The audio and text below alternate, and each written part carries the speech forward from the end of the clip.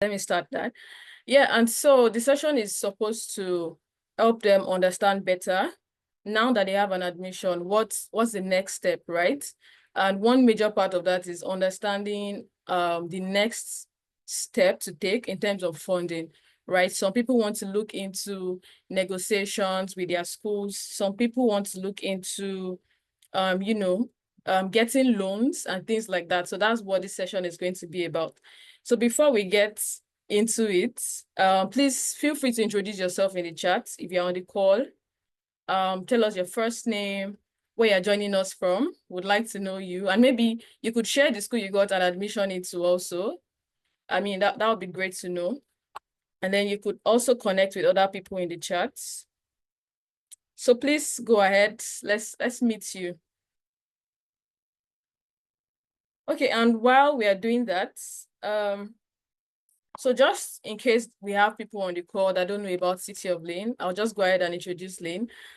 Just briefly, City of Lane is a community of MBAs, basically community of MBA applicants, MBA candidates, and MBA alumni from Africa. So that's like all the countries in Africa.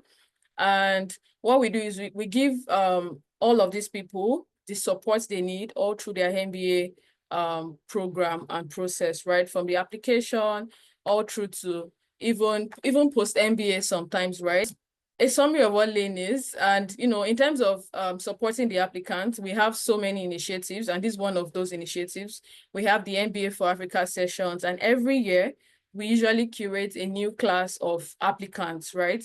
And then we give them all of the resources they need, just a lot of things, which many of you, of course, know by now.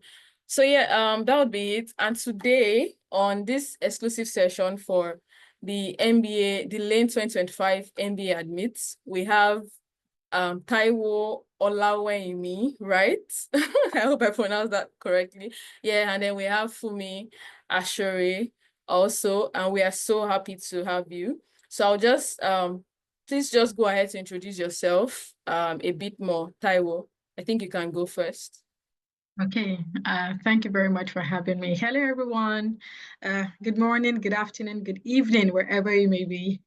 I'm Taiwo Olaweyimi. I'm from Nigeria, and I'm currently a first-year MBA student at Vanderbilt University, where I am concentrating in healthcare strategy and operations. I hope that's all you need to know, right? That's fine. Yes. Okay. I mean, you could tell us where you're from, a little bit about your background. Okay, also. All right. Okay. I'm a pharmacist by training, so I've worked in healthcare all my life. Worked in hospital pharmacy, retail, then moved to health tech and did a bit of global health before exploring the MBA path. And yes, currently first year MBA student at Vanderbilt, where I've had a phenomenal experience so far. I guess we'll dive right into all of those details even as the session progresses. Yeah. Thank you for having. Right. That's an interesting background to have in the MBA. I mean, many people have questions around, people that don't have the typical managerial background or training. So that's a good one. And we're happy to have you here today, Taiwo. Thank you. Fumi, please go ahead and introduce yourself. Okay. I just got home, so I'm just powering my laptop so I can turn on my video. But let me do the introductions real quick, and then you can see my face later. So my name is Fumi. I'm a Nigerian. I'm currently a first year at the University of Georgia, Terry College of Business. Sort of concentrating in finance and strategy. And my background. So in Nigeria, I studied law at Oba Awon University. That's Obafemi Awolowo University. Okay. I kind of I knew I didn't want to practice law. So I transitioned into finance and then worked for about 4 or 5 years before deciding to come do my MBA. So that's pretty much awesome. Great. Okay, that's also an interesting background, and it's good to have you here today for me. Thank you for joining. All right, so I think we can get right into it. So before we go ahead, I'd like to say that if you have questions, it could be personal questions. If you are okay to share like the percentage of funding you've gotten so far, just you are free to ask a personal question. So please start to write them down from now so that we can prioritize your questions going forward. So yeah, so I think I'll start with Fumi, right? Okay, so Fumi, why did you decide to go for an MBA? I know you mentioned that you worked.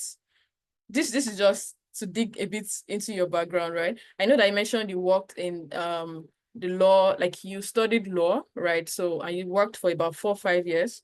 So at what point did you decide to say, oh, I want to go for an MBA, and why exactly? Just briefly.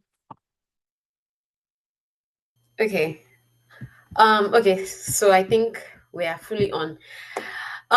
That's a good question. I'm not going to sugarcoat anything, unfortunately. I'm just Okay. going to say what it is.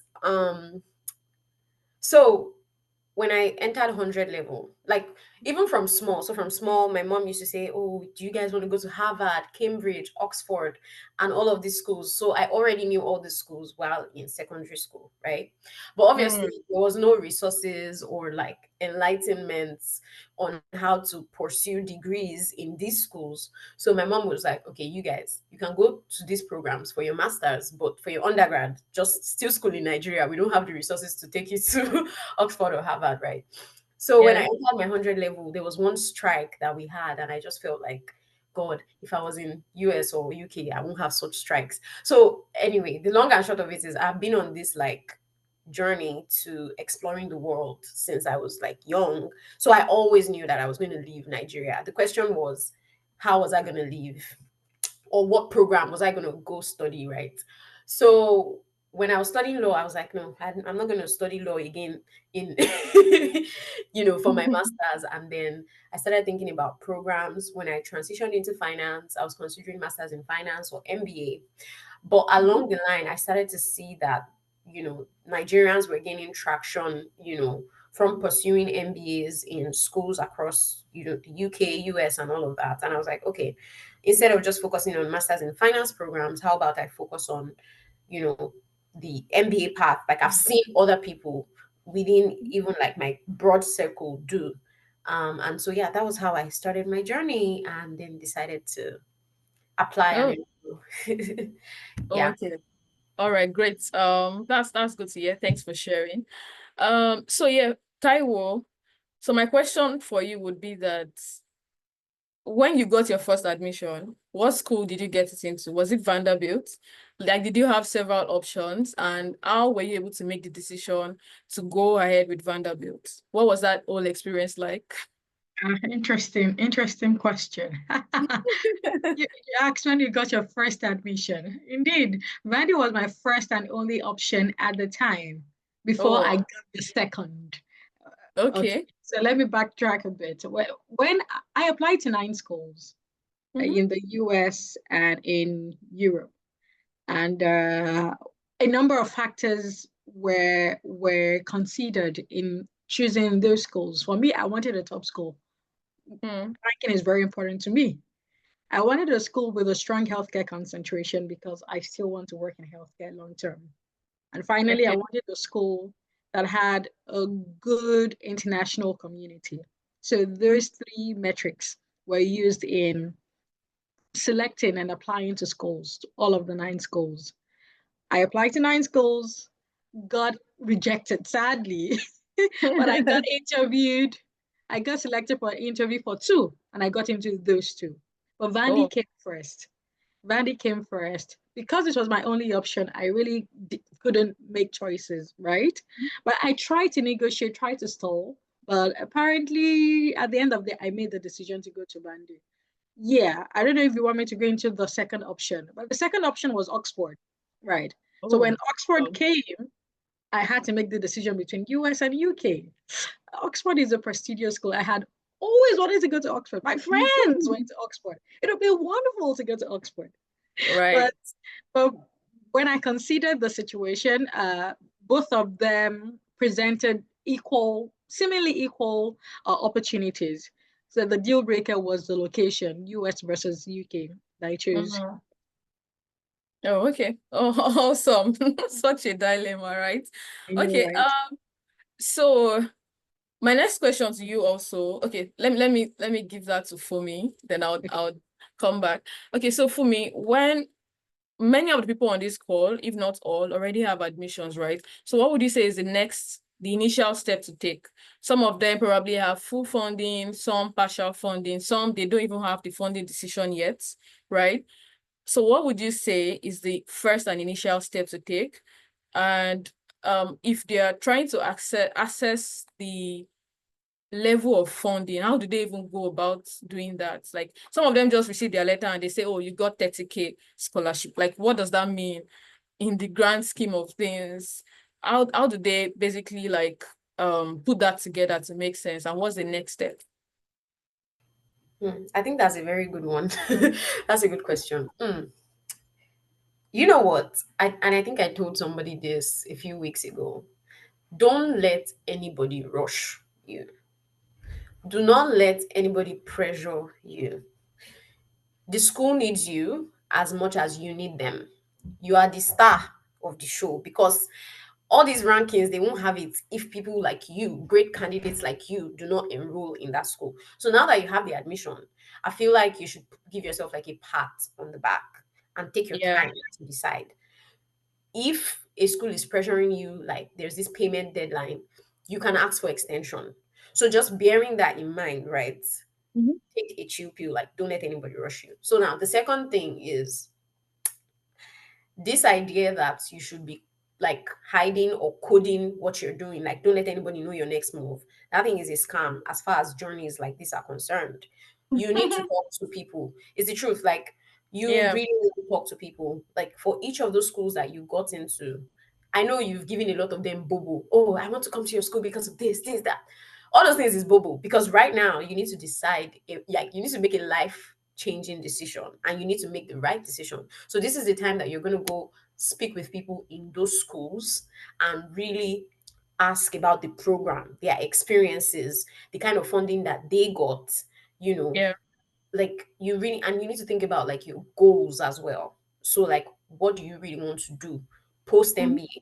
So like bearing that in mind, those would inform the questions you'll be asking people as you're speaking to them. Like, oh, I got admitted into your school. I see you're a Nigerian or you're an international student. What was your experience like? What are the Mhm. courses you took? You know, you can even like do the thing where like you network with people who are doing the same thing that you want to do. So say you want to transition into finance, but you're from a non-traditional background. So you need to Yeah. network with people in that school to like talk to them and make sure to like pick the school that aligns the most with some of the things that you want to achieve. You know, you've seen them take people from this point to this point through the MBA. Do you get what I Mhm. mean? Yeah. Essentially, just network, talk to people, and get as much information as you can to make your decision. Okay. Yeah, those would be the next steps, honestly. Okay, awesome. Awesome. That's good to hear. So basically, first thing, like you said, no rush. Like take your time, do your research, speak with people, just take that time. Some people feel like once you have an admission, just rush, go and accept, so that maybe so that they don't withdraw it or something. I mean, there's no fear, just take your time. And she also mentioned that you can ask for an extension, right? In terms of the paying the enrollment fee. So don't be scared that of anything you know so yeah, and network, speak with people who have gone through that process just like yourself and things like that. Okay, thank you for me. So Taiwo, right, we many people know about scholarships, like scholarship opportunities, fully funded, partial funding. They know about taking loans maybe um to pay for the deficits, right? But aside those two, are there like other options people should look into? Because I think many people don't know about the other options they can look into to fund their MBA. So what are those other options? Interesting question because Pumi knows my story, my very wonderful story. You know, I was going to say this. No, Taiwan's story is such a beautiful story. I think it's a testimony, and that's how we like met and got talking. But I'll allow her Yes, to share her stuff. Okay, yes. yeah. So when I got my Oxford admission, Okay. it was with no funding. Oh. As expected, the schools want you to pay the enrollment deposit. So they reached out following up. And I responded saying, oh, I would really love to come to Oxford. However, I've got financial constraints and I'm incapable of making the payment. They asked me to schedule a call, spoke with them. I expressed my situation as passionately as I could. And in no time, they offered me 50% scholarship in Oh, the space of 20, less than 24 hours, really. wow. So that's the place of negotiating and not thinking that there are no options. There will always be options. The Right. schools have a budget and they are trying to give the best amount of money or the highest amount of, or the optimal amount of money Mm-hmm. to the students who will maximize the opportunity. Some people can do well with 20% scholarship or 30% scholarship. Some people will fare better with 80%, with 100%. So they want to Yeah. ensure that they are optimally and, of course, as equitably as possibly disbursing the funds. But you need it. We need it as Africans. So Right. it's in our best interest that we speak up and try to negotiate. So reach out to the schools. Well, some schools will say it's merit based and they cannot extend or increase the scholarship.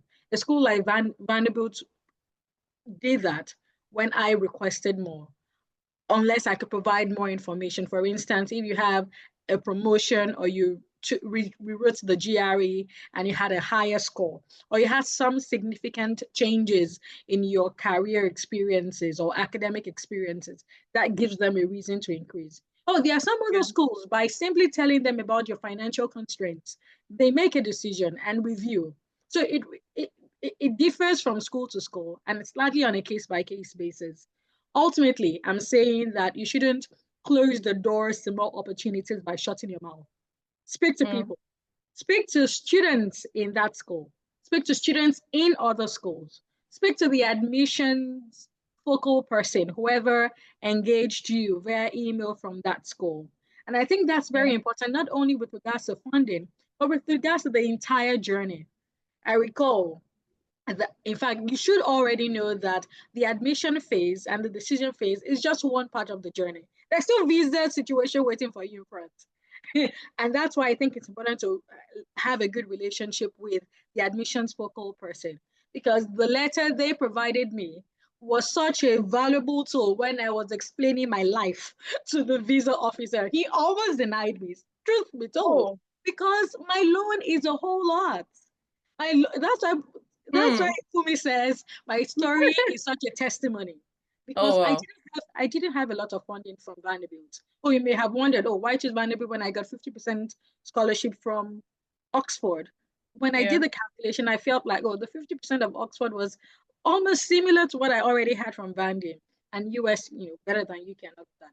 So at the Mm. end of the day, I prepared a lot for the visa interview, but that letter I had from Vanderbilt University, I just took it just in case. Not every other person took it, but I took it just in case. And because my loan situation was a critical one, the VO really, really quizzed me on my ability to fund my program.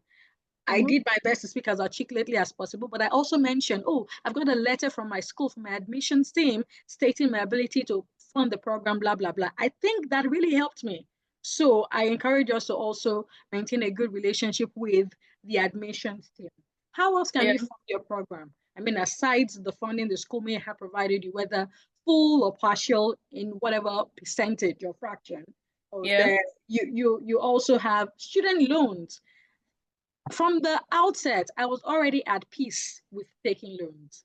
Why? Because even the best of the best take loans for their programs. I remember a friend of mine who studied epidemiology at Harvard. I asked him, oh, how did you fund your program? He told me loan.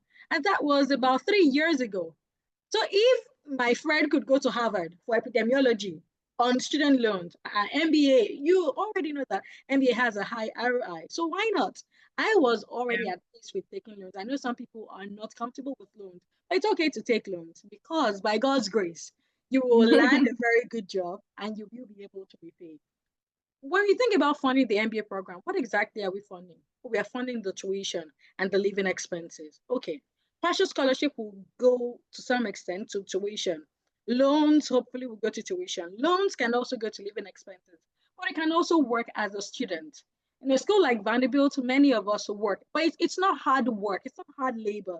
Some people maybe have a mentality or a mindset about working as a student, thinking it's hard labor. It isn't. For some of us, it's fun. Or you put in some hours, say in the school dining or in the admission center or the career center. It's not so bad. You learn a lot. You build relationship with members of the faculty, and that helps you to a large extent to be able to foot your living expenses. There are also other opportunities. For instance, fellowship programs. For instance, I'm a Vanderbilt Innovation Fellow. I applied for the fellowship program just because I wanted to learn more about innovation. I didn't know it also came with funding. So I get paid as I learn. So you also need to maximize opportunities that are available to you as a student. And that brings me to the point of checking your emails. When you get to school, you have so many opportunities as a student in the business school, in the wider school community. Check your emails. There are so many opportunities, especially funded fellowship programs for students that you can maximize and that can help you to foot your living expenses. Of course, you can also be a TA for lecturers. This is also another funding opportunity. I hope this helps. Oh, okay. Awesome. Thank you very much. That's such a great story. I mean, it's good now. It's now part of the testimony, right? Yeah, so some of the opportunities you mentioned, first you said scholarship, right? There's the full funding, there's partial funding. And then you mentioned loans, right? We're going to dig deeper into loans because I know many people on the call actually want to know about loans. And then you mentioned taking a student job. Is that the same as graduate assistantship? Partially. So I know some schools have a funded graduate assistantship. I think for me school has that, and it has some huge funding for the students. For my school, Vanderbilt, it's largely teaching assistantship, and it's similar to the student jobs because you're paid the same amount or similar amount per hour, about $14 per hour. Yeah. Okay. All right. And then there's the fourth one, which is, you said building a team. Student opportunities and fellowships. Oh, okay. Okay. All right, got that. So how about, I mean, people that have rich families, rich parents, you know, that could pardon me, my apologies. Yeah. I totally forgot that there were people like that. My sincerest apologies. There are definitely people who can be bankrolled by their family or friends. Yeah. Absolutely. Personal funds are a great way to fund your MBA program. Yes. All right. Okay. Thank you very much for that. And so I want us to just talk a bit more about scholarships, and then we can go more into loans and some other things, right? And so for me, about scholarship, right? Tell us, did you get fully funded or partially? Yes, but sorry, before you even like complete your question, let me quickly cut you in there. Sorry. So what I want people to take from what Taiwo said is obviously you would probably get some scholarship, right? Before you go to travel for school, right? But the idea is even if you don't get enough or you don't get anything at all, when you get to school, there are opportunities for funding in school. So what you just need is to figure out how to get yourself to school first and then start seeking those opportunities for extra funding. You could get a fellowship when you get to school. You could get a graduate assistantship when you get to school. You could get a student job when you get to school. So the point is don't be scared that you're taking so much loans now. At the end of the day, you would still get to school and get more money that would offset, the need to take those loans. So that's just the takeaway. Yeah.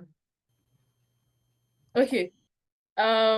Yeah, so I was asking, like, did you get fully funded or partially funded? And yeah, what was the process?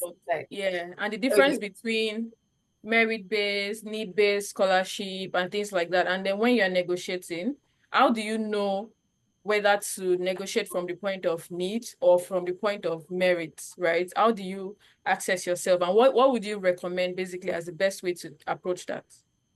Right. Okay. Thank you for that question. Now, I go to University of Georgia, Terry College of Business, right? As of now, my school gives full funding to international students. right? So once you get admitted, you get a full tuition scholarship. And so that's what I got, right? And then you also get a graduate assistantship that sort of gives you like a stipend every month, right, in school. So you'll be assigned to work with a lecturer and you get paid every month for that. So that amount also covers my living expenses. So I get my tuition covered and I also get my living expenses covered because of the graduate assistantship. Do you get what I mean? So yes, we have that. And the beautiful thing about my school is you don't need to do any separate application to get that, right? Once you're an international student and you gain the admission, you get a full tuition waiver and a graduate assistantship. So there's no extra application needed whatsoever. It's automatic. So to your question about need-based or merit-based. So Yeah.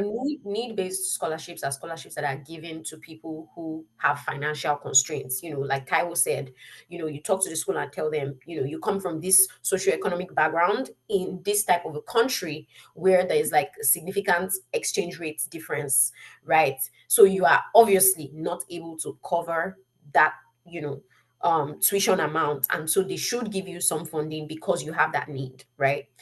But the merit-based scholarships are scholarships where the school has identified you as a great candidate and a great addition to their program. They really want you to come, and so to motivate you to come, they give you scholarship. So that's what merit-based scholarship is about. Yeah. In terms of like negotiating, I'm not gonna lie, I didn't have much experience negotiating because so I got into my school, which is automatic. I got into Arizona State, which is also automatic, Mhm. full funding. Okay. Um, but the little experience that I have is with HEC and Oxford. Oxford did not budge.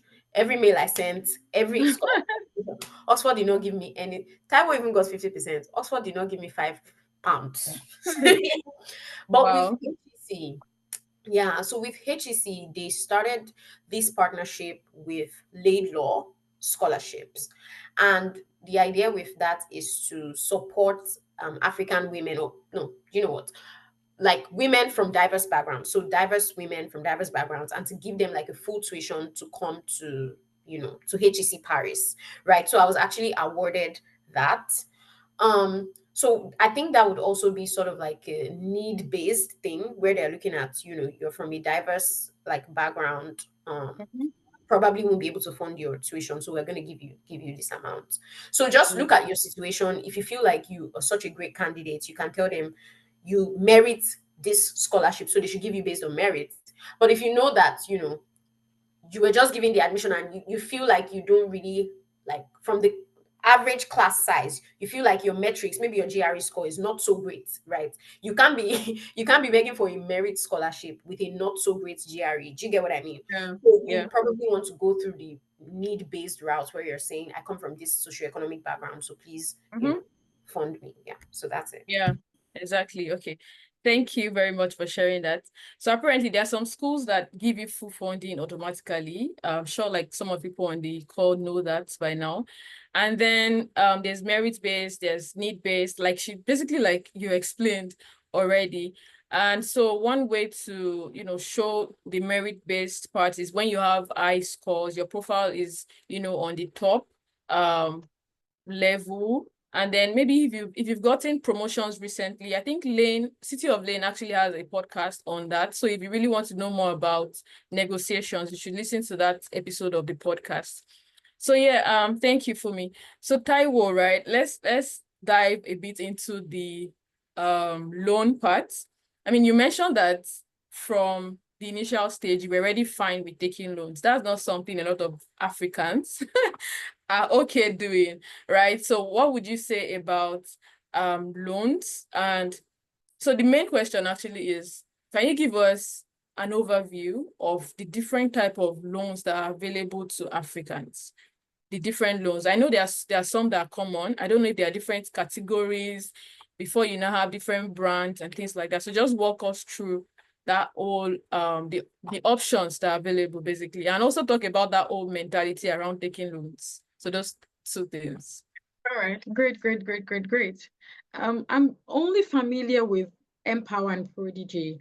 I've heard that Discover used to give loans to international students, but not anymore. So Oh, as of now, I'm only familiar with Empower and Prodigy. I took the Prodigy loan.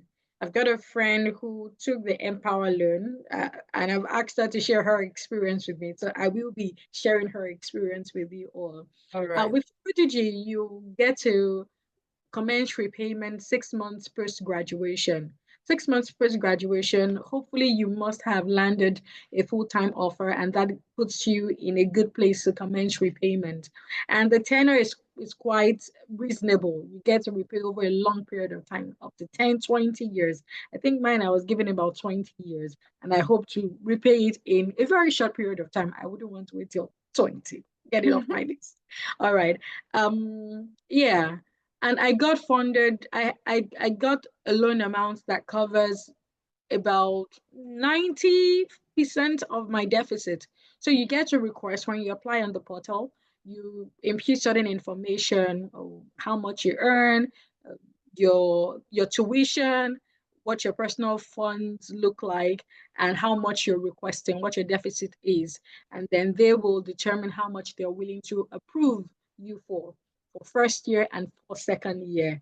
And with that, if it's sufficient to put your deficit, you're good to go. If not, it means you need to be uh, conservative in your spending so that you can maximize what you have. But that means you've got to identify all the sources of funding, like student jobs when you get on campus, or other fellowships, or even scholarships right on campus. I actually got a scholarship to on campus, but not from the school. I'm saying there is information. You need to be strategically positioned to access such information, right? Not everybody will get it, but you need to be strategically positioned to get such information, right? So Prodigy has been stress-free for me, right? I'm not bothered about repayment of loans. But for Empower, you would have to commence repayment of the interest on the loan when you resume. So you have only a few months to get settled on campus and you commence repayment of the loan.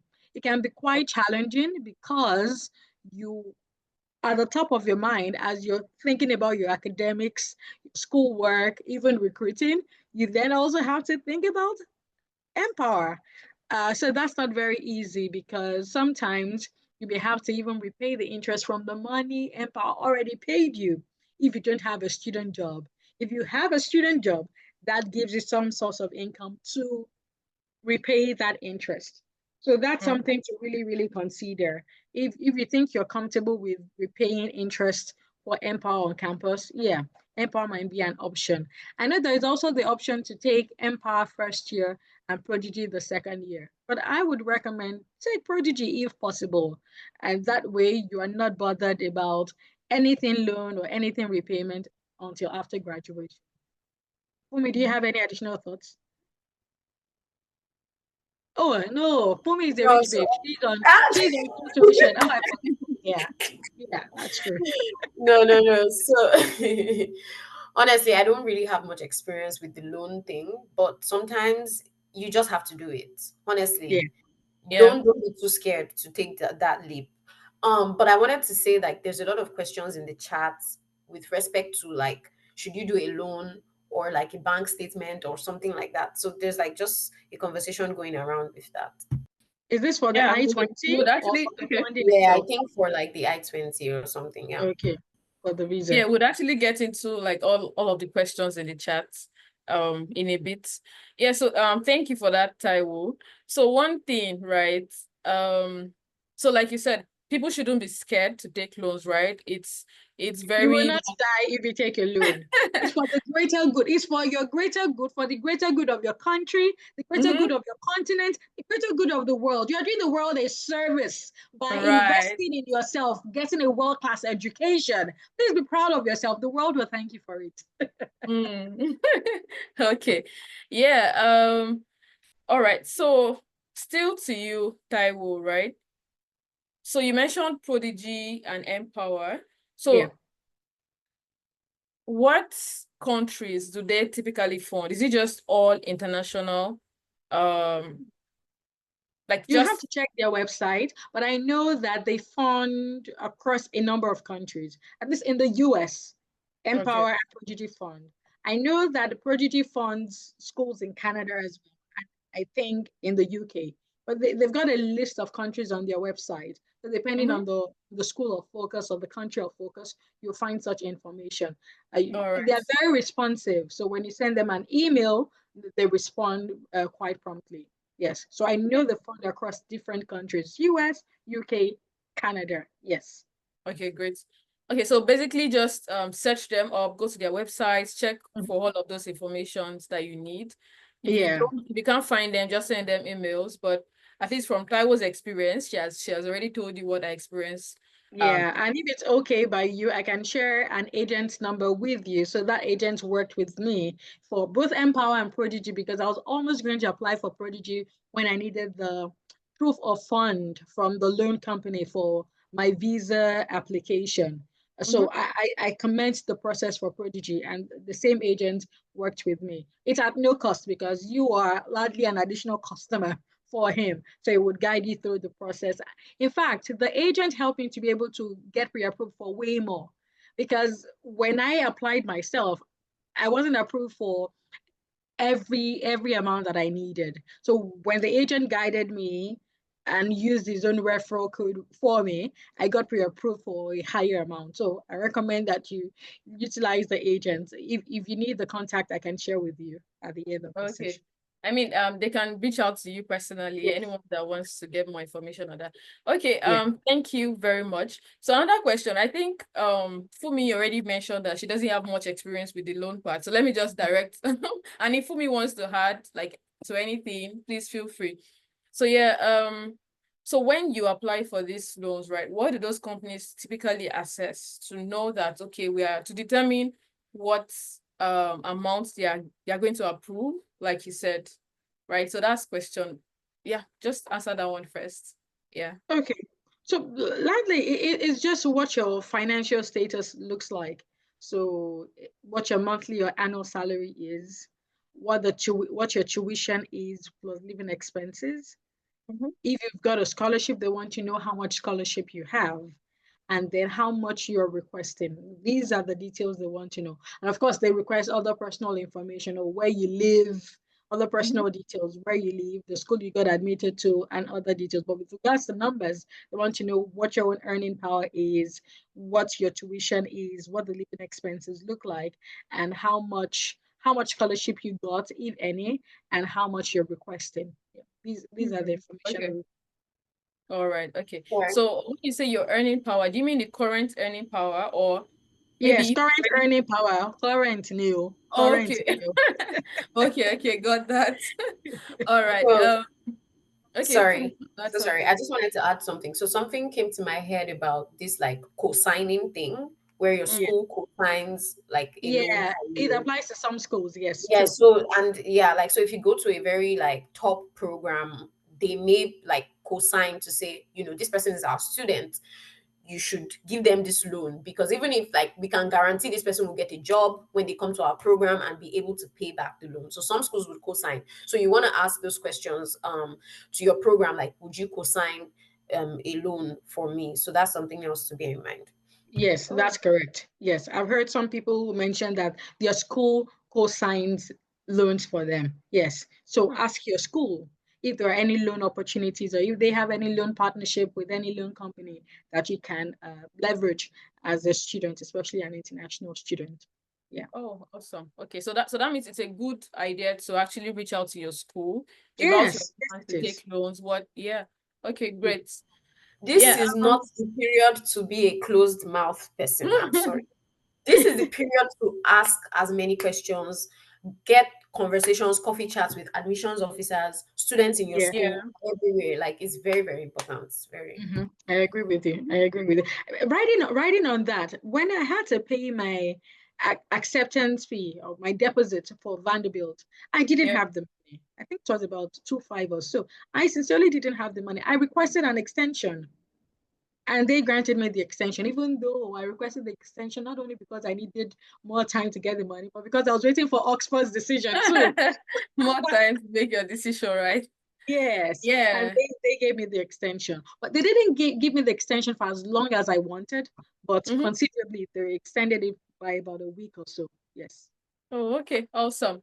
All right, so my next question, still on loans, right, is so for Taiwo, if for any reason, right, after taking a loan, I land one big and huge money somewhere and I'm ready to just use it to pay all of my loan up. So is that something that is welcomed, or is it something that people even do at all? And is it even advisable? So see, I haven't landed any big money to pay off my loan. So I don't have experience in those quarters, but I have raised that question. And I've been told that, oh, it's okay to let your loan lie for a longer period of time, or a reasonably long period of time, because the US runs a very efficient credit system. So it's okay. It's because as Nigerians and Africans, we're not very used to a credit system, even though some we buy on credit sometimes, yeah. But many of us prefer to really pay off whatever unpaid expenses we've got, because that's not what we are very familiar with.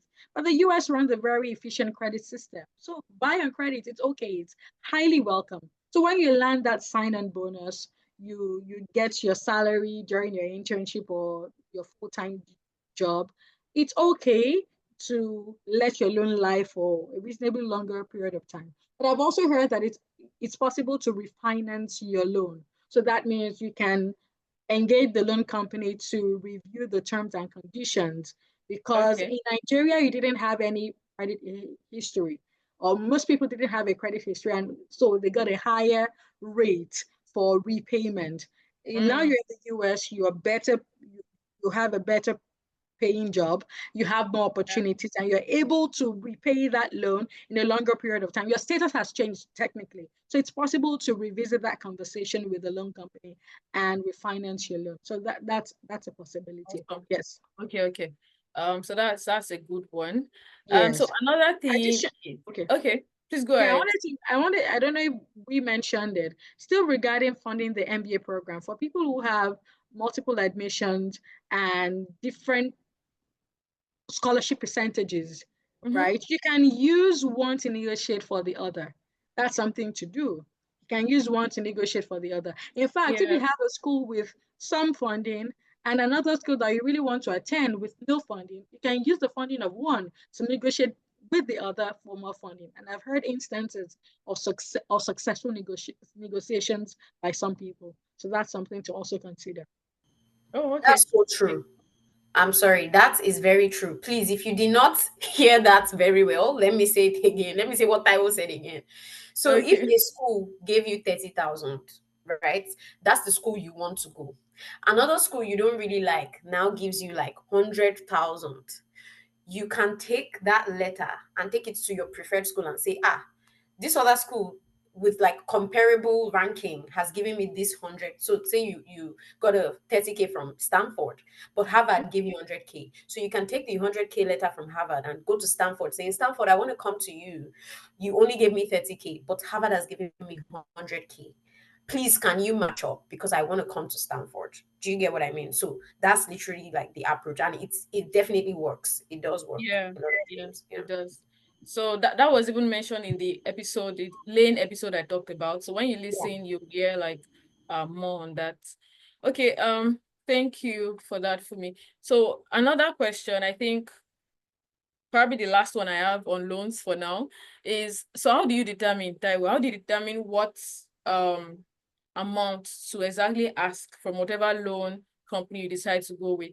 So is it just the deficit from your tuition? Do you have to consider the fee for some other things, like maybe accommodation? I don't know. Can you ask for loan for your flights, tickets, or like, do you have to consider every other thing or just your tuition? How does that work? So how do you determine the amount exactly? Okay. Each person's journey is different, but I don't think we should request loan for your flight, because you wouldn't even get the money while you're in Nigeria. That's it. You will not get the money while you're in Nigeria. You get the money when you're in school. They will pay to your school. Your school will take a percentage of the tuition and disburse the rest to you. So I'm in first year. Prodigy paid in 2 tranches twice. So they paid in the second month of resumption. So that should be early September. And they paid another in January, EUC. So if I had expected Prodigy to pay me or give me some money for my flight, I would still be in Nigeria, right? Because Prodigy did not pay that money while I was in Nigeria. Prodigy paid to the school. And I think that's a security measure on their end too, because they would not pay you directly as a student. They would engage the school. So in the process of engaging Prodigy or Empower, they would actually engage the school too. They would send the funds to the school and notify you that they have sent the funds to the school. And the school will also notify you that they have received the funds. The school will take a percentage of the tuition and disburse the rest to you. So technically, you should fund through loans the rest of your tuition and your living expenses. So that will cater to your accommodation, your feeding, and any other academic expenses that you might have. So schools generally have an estimate of how much you should budget as a student for your living expenses. For Vandy, it's about 106 or so. So that's what I used in my calculation. I subtracted the amount of scholarship I had received and requested the rest from Prodigy. That's what I did. Okay. Awesome. Okay, that's good to hear. All right, so just to move on to the next one. Hi, Okwe. It's good to have you. Thanks for joining. Thanks. Thanks, Taiwo, for the answer. Thanks for me as well for joining the session. I just wanted to give a bit more context around the loan. Okay. I mean, Taiwo is essentially right in terms of like requesting for loans. Typically, the school will have like a cost of attendance, which covers both like the tuition as well as like living expenses, which is like rent and feeding and all of that. Some schools even add like some buffer for like miscellaneous expenses, like the events at school. Some do, some don't. My school doesn't, which you kind of also have to like factor into your budget in a way, right? So you have to like figure out what all of that looks like while you're considering loans. Now, I think when it comes to taking loans as well, like loans like Prodigy Finance, they have limits in terms of how much you can take. Some other loans will allow you to take up to like the cost of attendance, less scholarships. And then some might allow you to even take more than the cost of attendance, less scholarship. It depends on both. Now, depending on how much your school, like there are some loans that your school has to certify as well, which means that they can place a limit into like how much you can actually borrow at the same time. So like there's a range from like different ends. At the end of the day, you also have to factor in like how much loans are you willing to bear. That's another thing to kind of consider as you're going, deciding like how much you want to take. But typically, your school would give you a loan provider that would enable you to at least take the cost of attendance less scholarships at the minimum, because you need that to even apply for a visa in the first place. Absolutely. Yeah. Right. Okay. Without that, you can't get a visa. Yeah. Okay, got that. Thanks for adding, okay. Yes, so I know we still have a lot of questions around loan. I can see the questions in the chat, but let's move away from that a bit. And for me, so let me just ask about the graduate assistantship, right? So first of all, what's the experience like? And when you have a graduate assistantship role or a student job, can you work anywhere else? So in case you want to take like 5 jobs so that you can pay your earlier. What's that whole experience like? And then like how much can that the amount they pay you, like how much can it even cover? Do you get in terms of your living expenses, or can it even fund a bit of your tuition, or like how does that work? Right. Okay, that's a really good question. But you know what? Let me start by first of all stating the law. The law here states that you cannot work more than 20 hours per week as an international student. Well, that's for my state. I don't know about Tennessee, Nashville. I don't know about Iowa State though. we are together. Please, 15 hours. And I think that's more than enough, actually. no, but like for real, like this is critical. You can't work more than 20 hours per week here as an international student. And this is an offense where, like, if they catch you working beyond those hours, you could get deported. Like, they could withdraw your studentship and you could literally get deported. So just bear that in mind. Don't come and be overdoing anything, right? That's one. And then two is okay, so I'm on a graduate assistantship and my assistantship is like 13 hours. So what that means is, like, typically, even though I'm working 13 hours with a professor in a week, I still have like 7 hours in a week room to still pick up one or two student jobs, or like maybe one student job, like maybe work in the student dining, for example, for an extra 7 hours in a week. That's like maybe one shift working in the dining. So that would close up the gap. So 13 I need to become 20, right? So that, bear that in mind. But one thing I want to stress is, like, you even thinking you would have enough time to be working multiple hours a week is a joke, because this is an MBA program. You have classes, you have, what am I even saying classes? The number one assignment is to get a job. That's your number one goal. It's not easy to get a job. You have to be networking, doing coffee chats, networking with people on LinkedIn, applying to jobs, and even going for like events and conferences and all of that. Then you still need to be networking within your own program, trying to get to know your classmates and blend well into the system. So just the idea that you would even be able to combine it so well it's not easy. It takes a lot of like time management and all of that, right? So I don't do the extra 7 hours. I just do my 13 hours, right? Because of that. But what I would say is, it's not always something so stressful that you can't deal with it. Now, let me be honest. I said I won't sugarcoat. Last semester, I only graded like 50 Excel sheets for a lecturer, and I was still getting paid. Do you get what I mean? So luck smiled on me, because the department I was assigned to, most of their assignments are graded by a system automatically. So it's the few ones that are not graded that I have to grade. Then I also had to like proctor an exam, which is like invigilate undergrads doing an exam, maybe for like 3 hours. That was all I did last semester. And I was getting paid every month. So it's not usually something that is so like choking that you won't be able to cope with. It's just that the fact that you have to combine it with an MBA program is intense, right?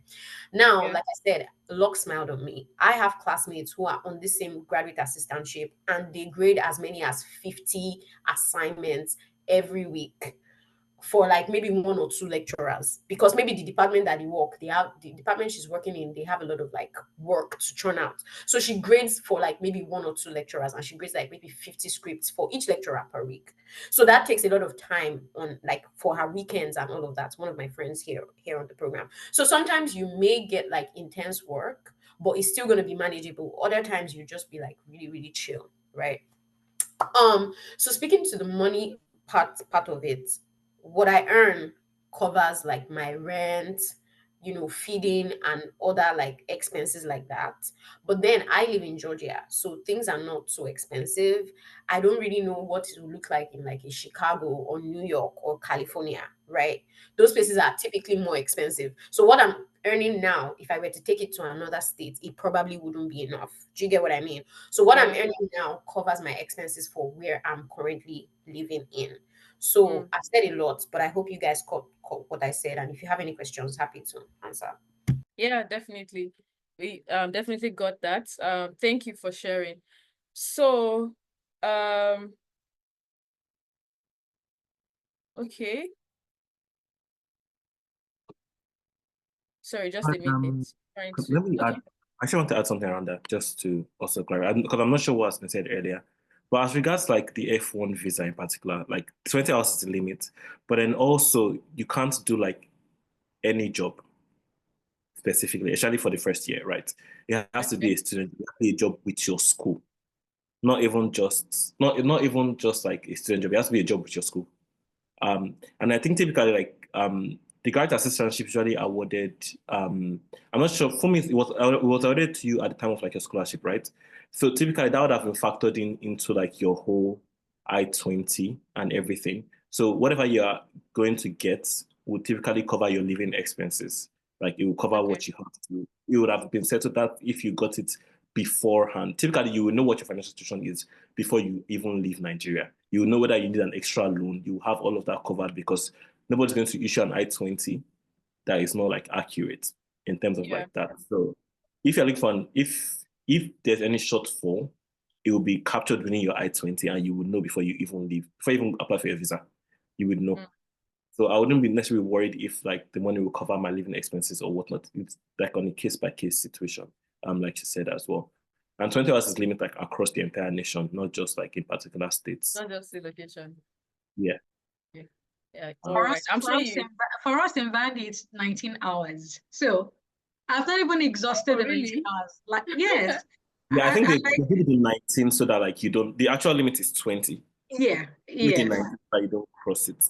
And I've not even, I don't think I've spent up to 15 hours. The highest I've done was about 12.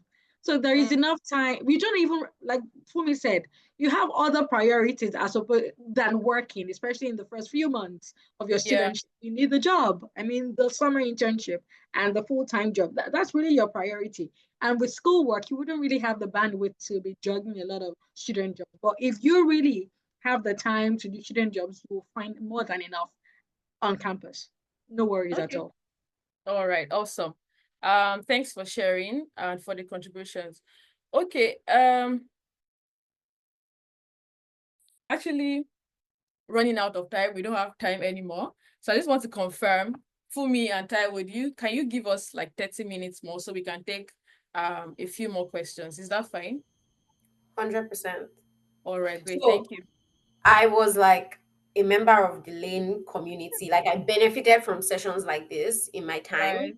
So like I'm very, very happy, to give back. So if you need me to be here another 1 hour, I'm fine. Because I feel like I owe it to the community. So. I agree. I agree. When I applied to Vandy, I got an application fee waiver. And I got that waiver through the webinar that Lane hosted. Yes. 100% correct. That's right. So I mean, that's what we are happy to do. Thank you very much for, for being here to give back. All right, so let's go ahead and ask a few more questions. But before then, right, I think we have enough questions in the chats. So we'll prioritize those ones first. And then if you have questions that you want to maybe say and just speak. If you want to speak, raise your hand so we'll come back to you. But before that, Fumi, Taiwo, please just take a few minutes and give us like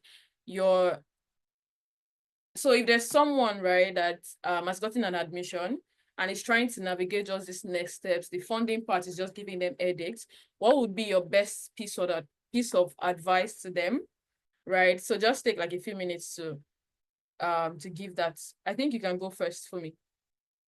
Like your last words, piece of advice to them. Okay. So what I want to say is like, the loan is not the problem. The problem is if you're going to a country like the US, having a huge loan or a huge deficit kind of makes your visa process difficult. That's where the issue is. Like the more loans you have, the more you have to convince the visa officer to give you a visa for the US. So I think that's where like the major challenge lies. It's not as if taking the loan is bad. It's like when you're holding this huge loan, how do you get the visa? How do you convince the visa officer to give you that loan? So you need to bear that in mind, right? But overall, my advice would be like, take your time and negotiate as much as you can. Yeah, definitely. Thank you for that. So Taiwo, please go ahead. Yes, I totally resonate with the points that Fumi raised. Yes, the loan, a huge loan or a huge deficit could impact the outcome of the visa application. Not everybody is like me. I actually had very little loan, sincerely. But I went with God. I fasted and prayed, and I prepared well for the visa interview so that I could really articulate my why, and that helped me. But if you do not have that, kind of situation, you then need to ensure that you negotiate for more. You negotiate for more with the school, or you ensure that you spread your net as well. You apply to as many schools as possible. Target schools that generally fund international students well. That will help you well. And it's okay too to take a pause on the process and reapply another time if the funding outcome isn't favorable the year you try. It's okay to try again. Ultimately, take your time, ask questions, ask questions, ask questions. And it's also possible that some schools have funding opportunities for international students that are not publicized. So that's why it's important to ask questions and engage the admissions focal person and also current students in those schools of preference. Thank you. Okay, thank you. So, Okpe, do you want to add something? This is the last one I'm going to add because I need to step out.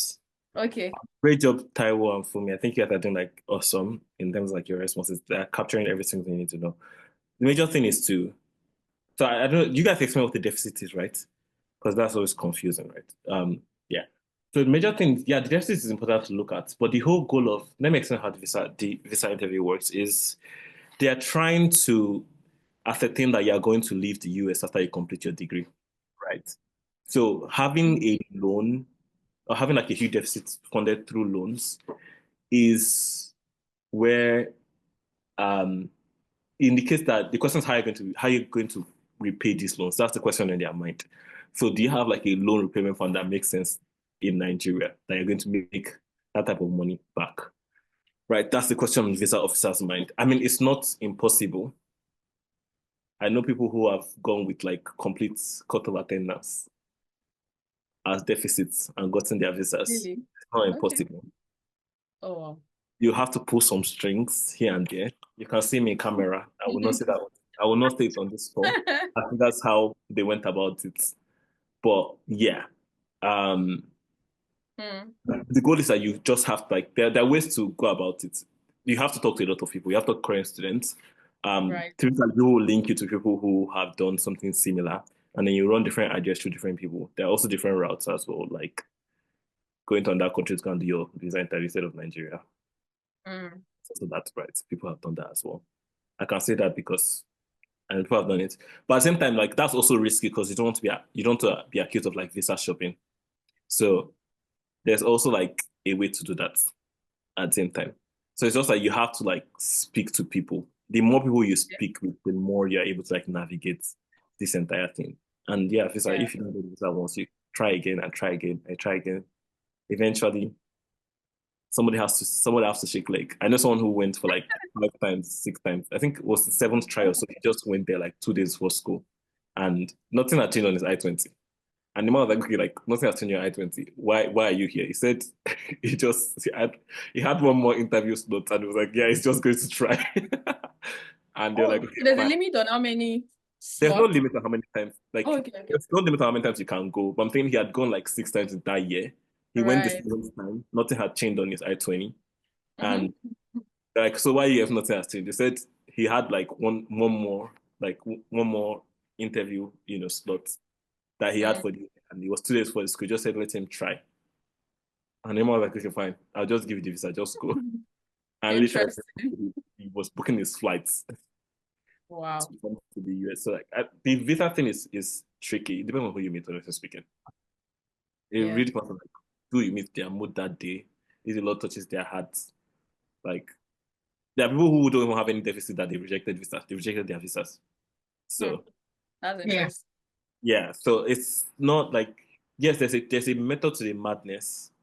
Yeah, but then prayer is important. Prayer and fasting is important at the same time. So fasting. Okay. It's crazy at the end of the day. Because even if you have like a lot of like travel history, I know someone who had a lot of travel history that they were still fighting. So okay. But you have to step out. Right. I think Taiwan, for me, are doing a great job in terms of answering like everything so far. And if anybody has any questions, I don't want to answer everybody, but you can try to reach out. I mean, if you can answer more questions on the group, we would appreciate that. Yeah, you can post questions on the group. I'll try to take out the response on the group. Please don't message. Yeah, thank you. Please don't message personally, just on the group. Okay. Just put on the group chat. Thank Any you other very companies much. from the knowledge? What did I you okay. Yeah, from No, something that you said just kind of reminded me of something. As much as we're saying take your time and don't rush, Mm-hmm. what I would say is once you've decided on the school that you want to go, start your visa process early. So, like, don't rush. Take your time to decide the school that you're going. But the minute you've said, okay, I'm going to this school, start that visa process, especially if you're going to the US. Start it as soon as you can because you need to be sure that you exhaust every opportunity to get that visa as quickly as Yeah. possible. Yeah. Okay. So just to touch on that, right? So we're going to have other sessions for the lane admit group after this one. And the old visa, F1, everything that has to do with visa is another session on its own. Hopefully Okwe will be available to to be on that meeting. But yeah, we have we have a session coming up. I'm just giving that away soon. Where we are going to really dig deep into the visa process.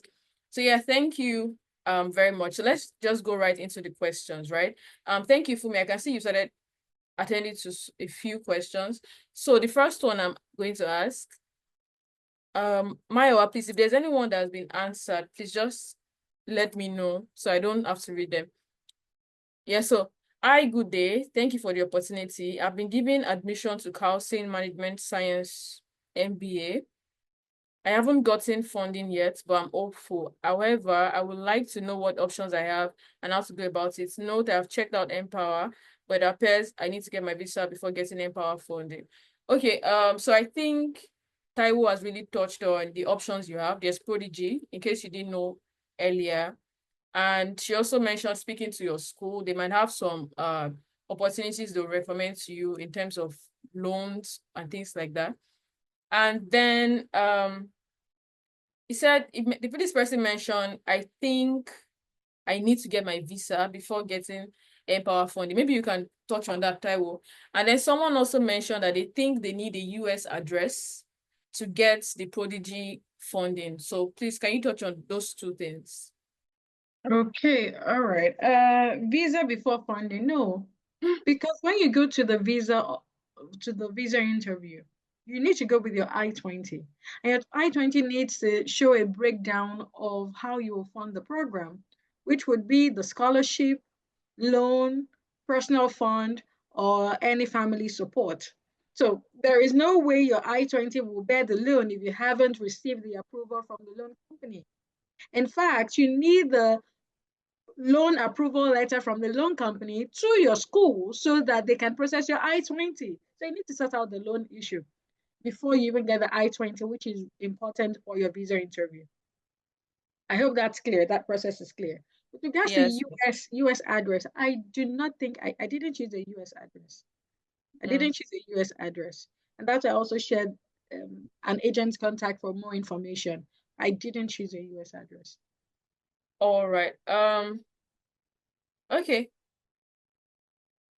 So the next one is my total tuition is $79K. I got 61% of my tuition in scholarship, but I still have about 48K to pay, considering the pressure from student loans, ability to secure a good paying job post school. What would be your advice? Okay, so I think you can just briefly touch on that. I'm not sure I got the question. What exactly is the question? So the person is saying they have 68K scholarship deficits, which is 68K. No. So the person, sorry to cut you. Let me give you context. The person's tuition is 79K. So the person got 61% off. So I think they have a tuition deficit of 48,000. 48K, yeah. Yes. The person now saying that because of loan pressure, like pressure from loans, and being able to secure a good job in school, what will be your advice? So, well, okay, Taiwo, I don't know if you want to take a stab at it. Okay. I mean, the pressure, what is the pressure from the loan exactly, and how does it impact your ability to secure a job? It doesn't have any direct impact. Okay. So the like, if you take a loan and you do not get a job when you're done, you do not get a job. Because you have to start paying the interest after 6 months of graduation. After 6 months. So that's getting a job is a different ball game, right? And it's there are a number of factors that impact getting the job and how soon you get a job. But I am largely optimistic. Some people are pessimistic. Oh, the US job market is very tight, blah, blah, blah. But right in the middle of it, a lot of people are getting job offers. So I don't think you should be crippled by fear or worry of what is not totally in your control. But ultimately, you've got 6 months post graduation to commence repayment of prodigy loan, as opposed to Empower, where you commence repayment of the interest on campus. So those are factors you need to consider to determine which loan to obtain. But yeah, you've got great funding. You have very little deficit tuition wise. You need to also consider your living expenses. You need a loan unless you have personal funds to foot the rest, or some family funds or friends funds to fund the rest. I don't think you should be worried about job opportunities vis-a-vis repayment of the loan. You will get a job by God's grace. You will do your best. You will, and with regards to the job too, for me, I think it's also important to mention that some schools have higher recruitment rates for some job paths, right? As opposed to others. A school like Rice, I've heard that people who want to go to investment banking have better opportunities at Rice. If you want to do consulting, many schools have great recruitment rates for consulting. If it's finance, if it's healthcare, you really need to consider the post graduation employment report of the schools. Hear from the students, hear from alumni as well, so that they can tell you the reality. But ultimately, I got the run now. That's what I was saying. So just to chip in, I think if this person is on the call, if they could quickly unmute and tell us what school and the location, that would give some color. And so is the person on right now? So if the person is online, please just indicate by raising your hands. Kim Sam. So can. Oh yeah, I'm here. Okay. So is this the only school you got an admission into? This is actually the only school that I applied to because it's a master's in global management, and I picked the school. Yes, it's not an MBA. It's a 2-year program, master's in global management, and the reason why I picked this exact school was that it matched my 4. I have a specific number of things I look out for when during the process. And I picked the program because I have a track in sustainability, and I wanted a school that could combine management with sustainability, and they did it perfectly in their So what school stuff. is this? This is Thunderbird School of Business. It's under Arizona State University. Oh, you were the one that put that earlier. Yeah, I saw that. Yeah. Okay. So I think, honestly, Taiwo has said the things that need to be said. Like, I think you need to speak to people who have gone through this program. Did they take loans? Like Nigerians like you, did they take loans? How much loan did they take? And then what was the outcome job-wise, right? Because you need to be sure that you're going into a program, you've taken a loan, you need to be sure what the return on that investment is going to be. If it was an MBA, I would say, there's recruitment paths for MBA. Like there would always be companies that would do FLDP for MBAs, something for MBAs. But if you're doing a program that is not an MBA, you need to really know what the job opportunities are before you take that step to take the loan. So I think you really need to talk to people who have gone through this before, just to be sure. Yeah, I have spoken to 2 different students. The issue is they are not Nigerians, but they are, people of color from other countries, right? Most of them did the what's it called now? Some of them work with admissions. Some of them do like student jobs and stuff like that. I spoke to 2 different, one from China and the other was from somewhere in Asia. I'm not sure, but I spoke to 2 students. When I looked at the program, the pictures from the previous sets, they don't have a lot of Nigerians but they do have Kenyans. And then I requested to actually speak with a Black person or someone from Africa, but they kept sending me, people from Asia and stuff like that. Yeah. So is this program also STEM designated? Because you also need to. Yes, it is. It is.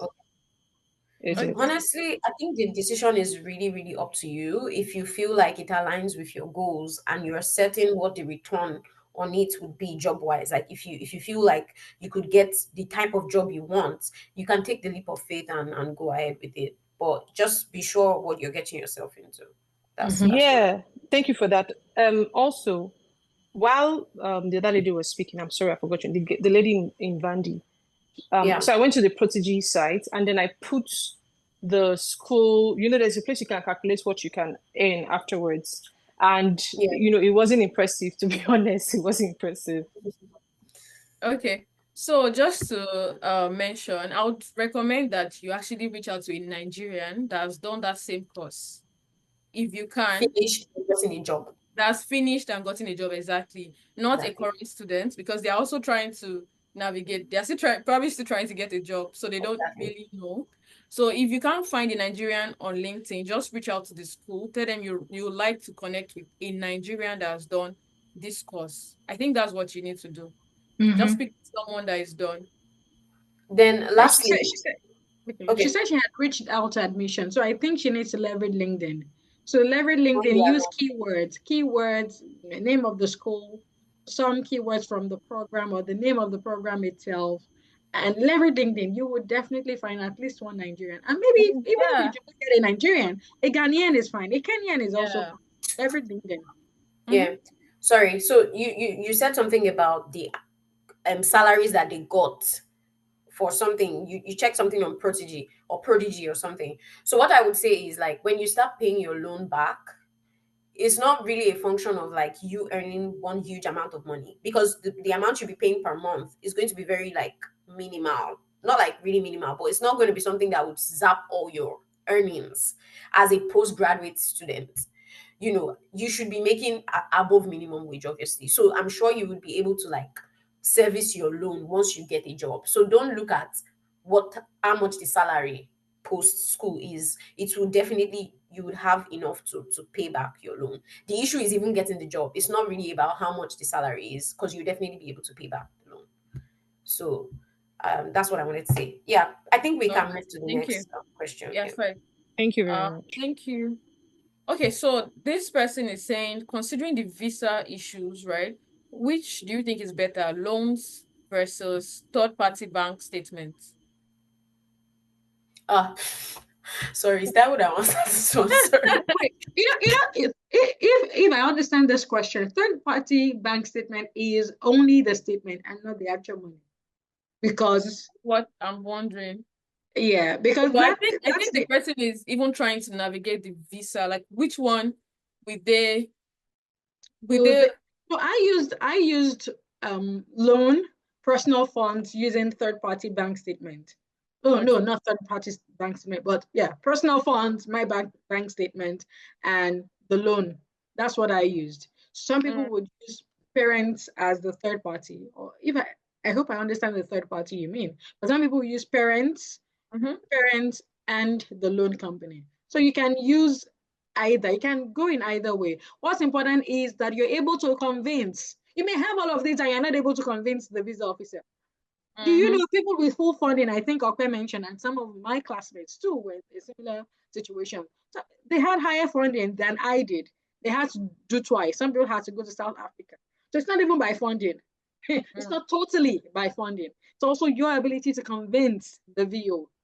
Yeah. That's why it's dependent on a number of factors. But with regards to the funding elements itself, yeah, the loan could be personal funds, could be funding by parents. Ultimately, it should be something that is reasonable and something you can speak to. That's very important. Okay, exactly, very important. Something you can speak to. Yeah.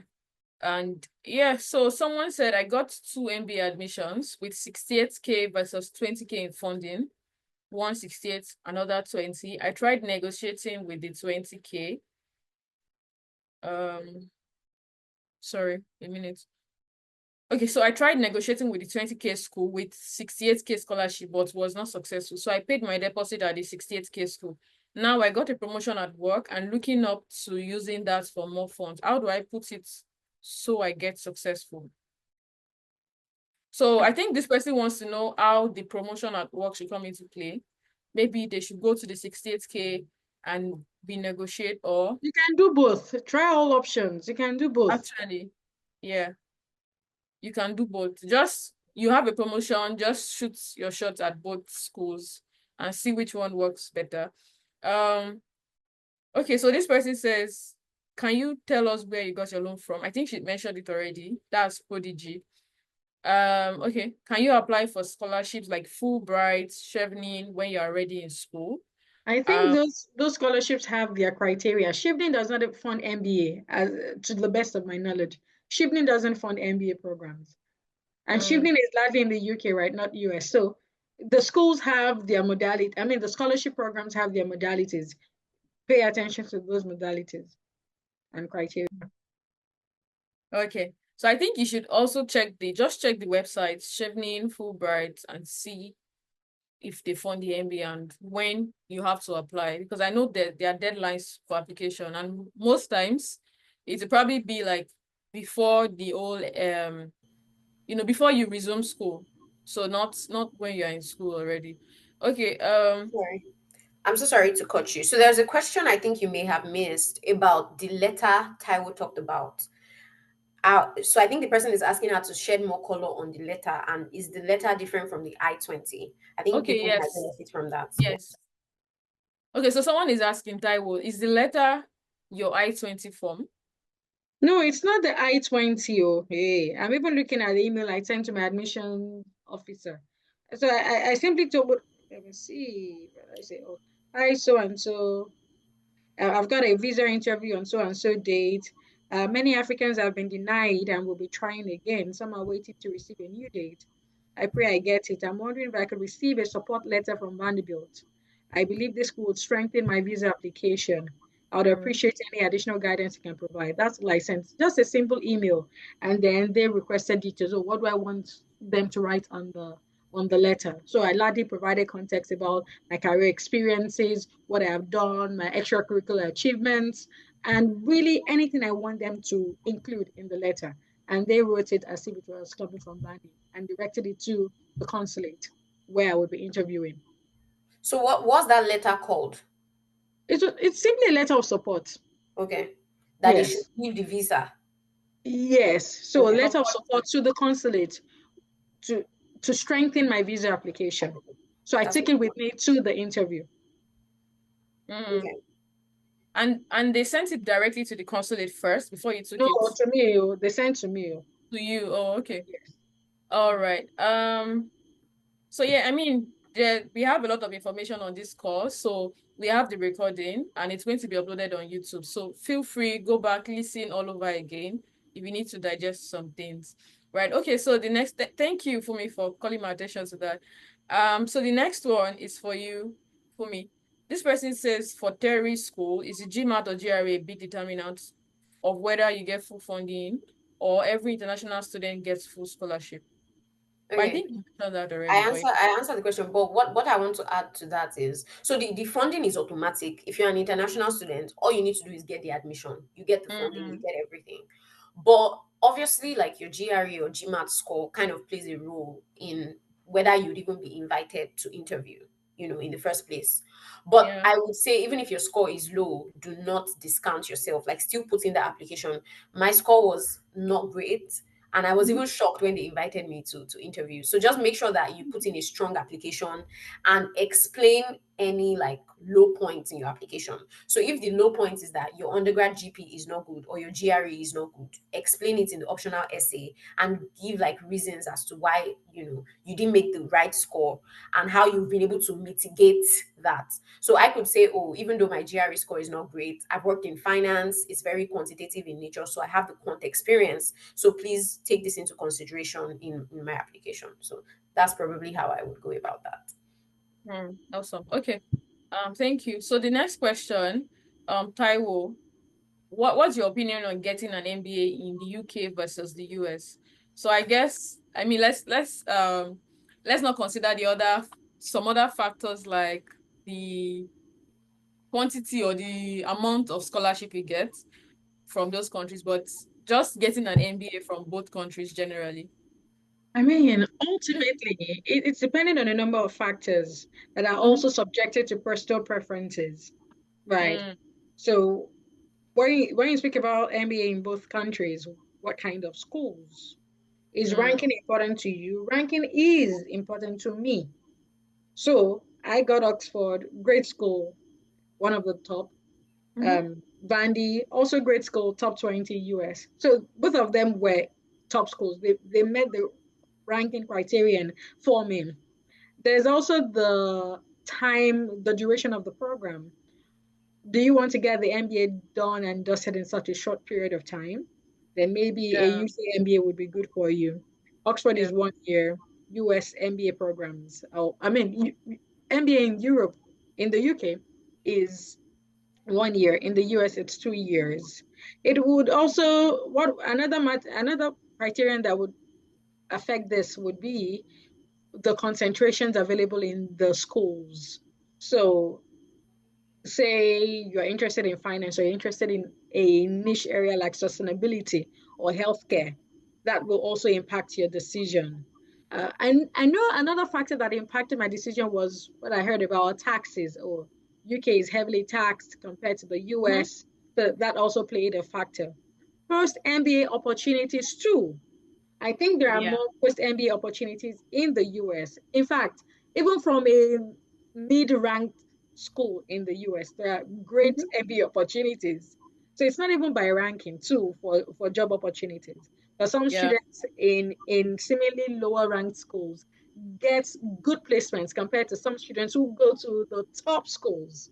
It's a number of things. So these are things I think you need to consider. Oh, do you prefer the weather in the UK compared to the weather in the US?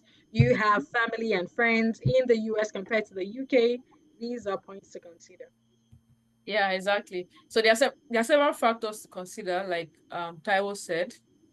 If you are more, for the post-MBA opportunities, if that's what you want to weigh, if it's the weather that is important to you, like she mentioned, you have to consider all of those factors to determine which one you think is better. So thank you for that, Taiwo. So this person, okay, sorry. So I think again, what is the goal? Also look at the immigration policies of these countries. I'm very sorry. Like, you need to know what is going to happen to you, right?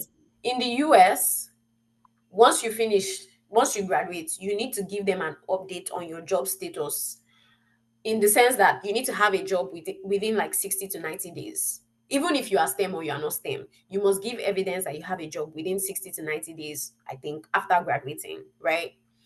So I don't know what the UK policy is. It could be that you can stay a whole year to look for a job, maybe. So just consider all those like policies. But for the US, people just say 3 years STEM designation. It's not automatic like that. You need to even have a job to be able to stay for those 3 years. Do you get what I mean? So like, get all the facts correctly with the immigration policies before you make your decision. So true. Yeah. The lawyer in Fumi has spoken. Right. Okay. Thank you for that. So this person says, for Taiwo or anyone that can answer it, what are some of the reasons you chose USA versus UK? I've gained admission into 1 school, Cambridge. I applied 7 schools in total, 2 in round 1, 5 in round 2. Okay, should I consider applying to more schools in round 3? And the same person says, I hadn't finished my GRE in time to finish my applications in round 1. I would love to study in the USA, but unfortunately, I was only able to conclude in round 2. Of course, I'm still anxious because I did apply to competitive schools in round 2 in the USA, because I'm still waiting for interviews. My greatest hesitation with UK is the weather, to be honest. Okay, but I love the school so far. Okay, so Taiwo, did you get that? Or Fumi, did anyone get the whole picture? Okay, so this part, okay, Fumi, you can go on, please. No. You can go. I only wanted to say something, which is that you said you applied to schools in round 2. That's good. That's the strategy. I'm very sorry, but that's a good strategy. Don't make any decision until you get your full outcomes from your round 2. I think you've done the right thing. That's the right way to go. So just putting that out there. But this person mentioned that they applied to top schools in round 2, and that's where the fear and anxiety is coming in. Maybe they didn't put their nets into safety schools, in quotes. And so the person is asking, should I consider applying to more schools in round 3, or they should just chill and round Considering 3. the fact that they have one admission already in round 1 to Cambridge. I don't know if round 3 converts for international students.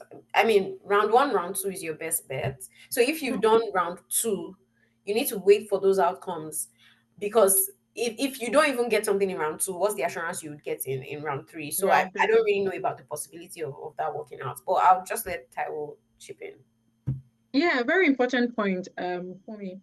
For international students, you're encouraged to apply in round 1 or latest by round 2. One, because of funding opportunities, and second, because of visa. Remember, Fumi asked you to make your decision, take your time, but make your decision as fast as you can, so that however the visa application turns out, you have some time to try again. Because some people try more than once. They have to try more than once. Nobody knows what the outcome will be.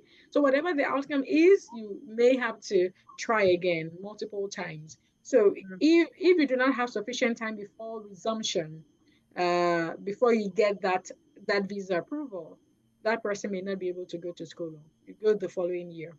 You defer, sadly. So you need sufficient time. Applying in round 3, you can try again. You can try again in round 3, but you need to know what the policy of your school is. Some schools would say, "Oh, international students can apply from round 1 up to round 3." But then, international students also differ. I mean, students in Canada are also international students coming to the US. Students in the UK coming to the US are also international students. You are not at the same level. And the visa processing in US and UK UK and Canada to the US, I think is way more favorable than from Africa to the US. So that's something to think about. Yeah, exactly. So I know Sethu is South African actually, so she probably wouldn't have the visa issue. She can actually try for round 3. I think so. Maybe another thing is like funding. So they may have exhausted a lot of the funding, for international students in round 1 and round 2. So your funding chances would obviously be slimmer in round 3 as well. Yeah. Yeah, I'm so happy. She raised her hand. Please, Setu, can you please just go ahead. Hi. Hi guys. Thank you so much for this call. I really appreciate it. I think you guys have hit a lot of the points quite well in terms of what my anxiety really is. Was cut between, I was put in a rock and a hard place. So first it was the GRE, and I've been taking the GRE for like 3 years. Opwe was on the call. He was helping me with the GRE last year. But to cut a long story short, I really wanted to apply to Emory last year because it fit all the profiles of the schools that I've applied to: tech, marketing. I've already done the pivot from finance to marketing. I'm already working in product management. But now the challenge was just the timing of it all. I wanted to do everything in round 1. It didn't work out because I had to retake the GRE. I didn't get the desired score. And when I took it again, my score dropped. So I was like, okay, this is a sign that it's time to move on. So I just focused on really putting in the best possible essays. I got my essays reviewed by all these students at these top schools. I'd engaged. I think I spoke to more than 20 people last year across schools collectively. So I put in a lot of work in round 2, but what I just missed was submitting an Emory application, and I regret not doing it. So that's where I'm coming from. That's where my context is. And I'm sitting here also saying, I mean, like you're saying, it's about praying, it's about trusting God ultimately. So I also was just like, okay, maybe I just accept that this is where I landed. I already have an admission, so I also don't want to come across as selfish or ungrateful. So have you paid your Cambridge deposit? No, luckily I was able to negotiate for them to let me wait until March because that coincides with our company's bonus cycle. So they were gracious enough to say, we will give you an extension till March, because I knew that by the end of March, I would actually have my bonus, but also I would also have my results. So it just from the round aligned. 2. Yeah. So hi Sethu, I actually, know your name because we've been on these calls together severally from like last year and all of that. So I actually understand your story, and I'm so excited to be able to like even chip in on this. I think like Thank you've you. really been caught up on this test score thing, and honestly, if we could go back in time, I would have said just apply, even applying whatever score that you have, because I had Yeah. 308 either ways, and I mean I got into Oxford, got into HEC with 308, right? So Yeah. so I think right now the only thing to do is to just wait for the Yeah. outcome of the round two. I think you would still have strong outcomes because it sounds like you networked well enough with all of these schools. So just keep your fingers crossed. You can also reach out to the admissions office at Emory. Tell them that you had an operation in January. Submit your application for round two. You can't get your visa because you're a South African. So visa is not Okay. going to be the issue. So can they allow you to apply in round three and genuinely consider you? I think I would also think So about doing that. thank Yeah. you for that. Mhm. Thank you so much. Yeah, you should definitely do that because it seems like you're really interested in Emory, right? Yeah. I mean, just to so just do it, right? Yeah, Okay. awesome. Okay, Thank thanks for you. sharing your story, and I hope you are healing well. Setu. Yeah. All right, Tyrone awesome. wanted to say Thank something. That was you. Oh, yes, yes. I wanted to raise a point about GRE. Yes, I had even a lower score than for me, and I still got into Oxford with 50% scholarship and money, right? Wow. So I had 304. Despite my many attempts, I was like, God, I don't try, please. Do what you can, Lord. Thank God for it. So do your best, yes. But it's also possible to gain admission with scholarship without GRE. There's someone in my class with a similar Exactly. profile like mine. She's a Same here. pharmacist like me, got into Vanderbilt, did not submit a GRE score, has a higher scholarship than I do. 100% same Yeah, here, so but same scholarship here anyways, but like she had a GRE waiver and she's here, full funding, yes, graduate yes. assistantship, everything. Yeah. So you can request a GRE waiver. The waiver. Now, request Yeah. a GRE waiver. There are a number of requirements they look at before they grant the waiver. Or have you done some quant-related work in your career? You need to show that. You need to show evidence of your capacity to handle quantitative knowledge in the classroom. So that's Yeah. the part you have to play.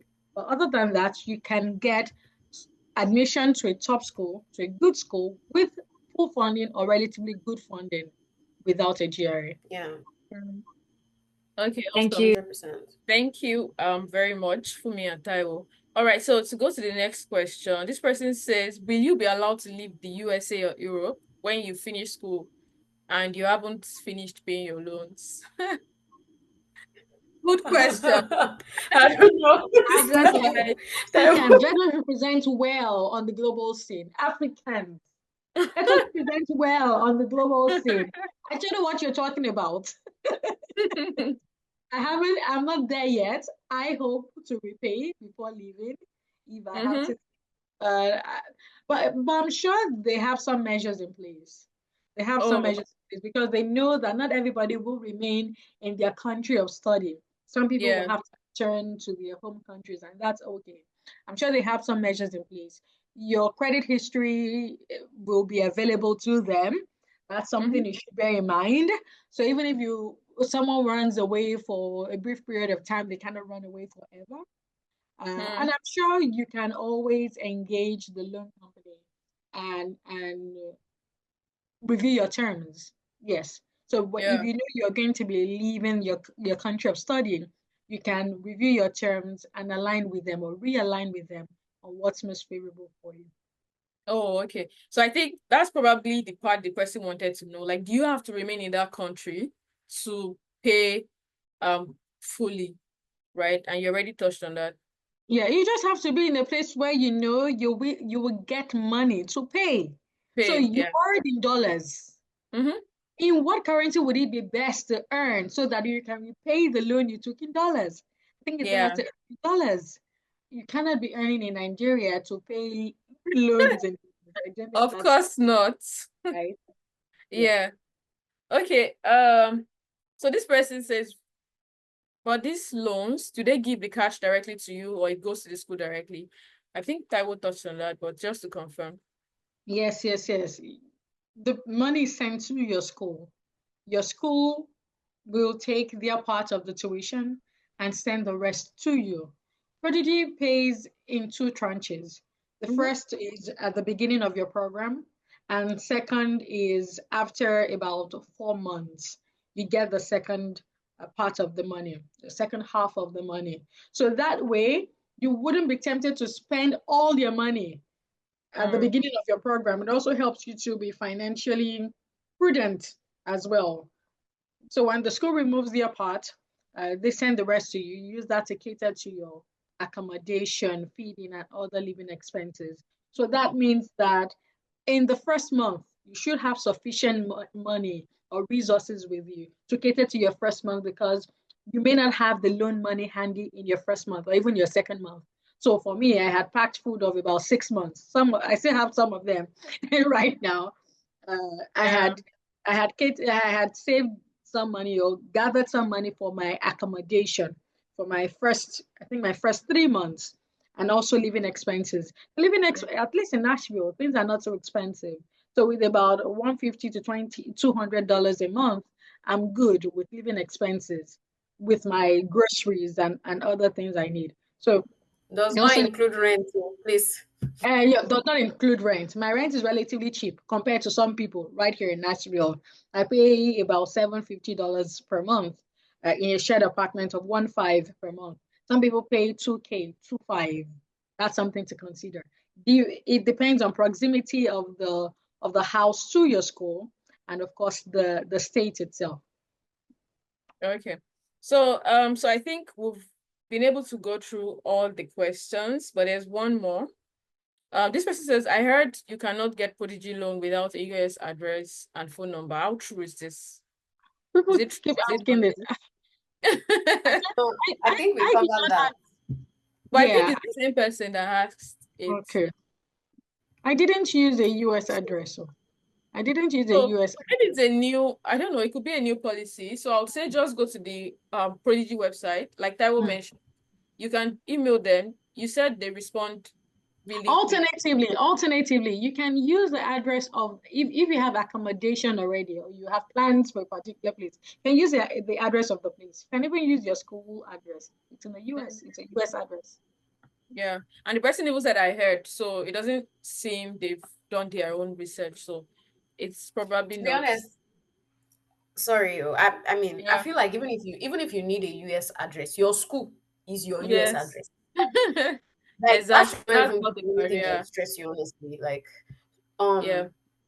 I think I've looked at most of the questions and I've answered some on the chat. So I think the two major ones that we've not touched at all are these two last ones from Femi Adex and Abigail. Okay, I can see the one from Femi Adex. This person says between a relatively no, sorry. So what? I'm so sorry to cut you. So what I want to say is, after this question and Abigail's question, we can probably like wrap up. But if anybody has any other question, maybe they should just reach out to us or like anything. But let's just maybe close out with this too. All right.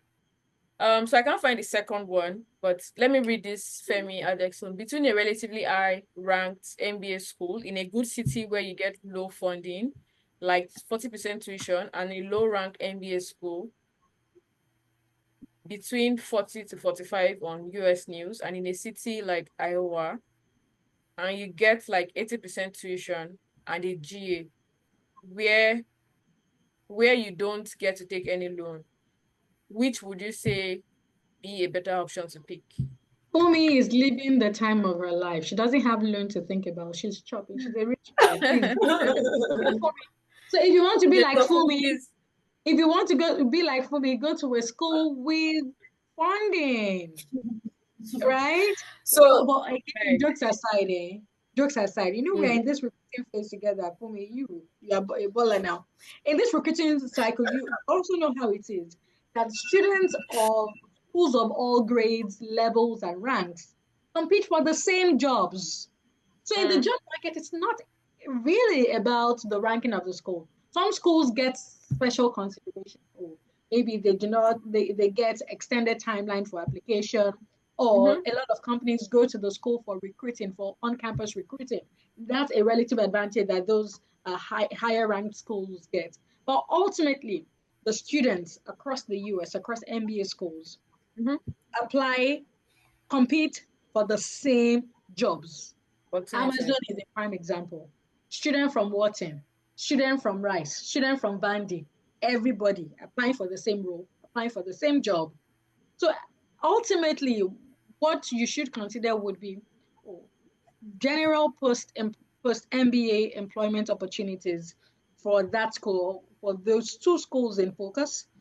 Yeah.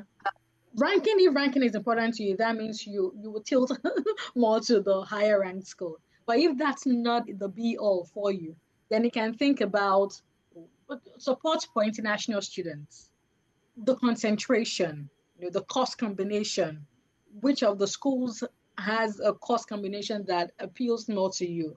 These are things to think about. Living expenses, even in the two different cities where these schools are based, that's something else to think about. Fumi, any additional things? So, no, I definitely have additions to this one because it's my experience, right? It's what I'm living. So I can speak to it realistically. I think the number one issue and I don't know if you're still on the call, Femi, the number one issue I'm having is like you're going to Iowa, or the city you're talking about is in Iowa. That's for the lower ranked school. Iowa doesn't come across to me like a Georgia, or like, it's not like a prominent state where there's a lot of jobs, because I'm in Georgia. I may not be in a top ranked, I may not be in a T15, right? But I'm in Georgia and I'm close to Atlanta. That plays a role. Do you get what I mean? Going to Iowa, like, do you know if there are even enough Black people in that environment, right? So you need to, I don't know if you get what I'm saying. You need to really consider that, right? So it's not just about the fact that it's not a ranked school. It's the fact that it's not even in a strategic location. Now, when you are sacrificing ranking for funding, please remember that your peers in Stanford and Harvard, McKinsey, EY, PwC are visiting their schools to interview them. Do you get what I mean? These companies are going to these schools on a daily, on a weekly, on a monthly to recruit, to interview. But you are just going to be in Iowa. Nobody is coming to visit you. Nobody cares about you. Nobody is coming to recruit from your school. So you have to fight tooth and nail. And I mean, it's literally, you are fighting, right? So just bear that in mind.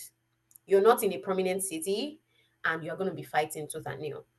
If you have alums with track record from your school, you can talk to them and see what resources they leveraged to get to where they are today. But I won't say more than that. Obviously, we can't make that decision for you, but just remember what it is that you're really sacrificing. So So true, so true. And with regards to recruiting, as international students, we can't apply to all kinds of jobs.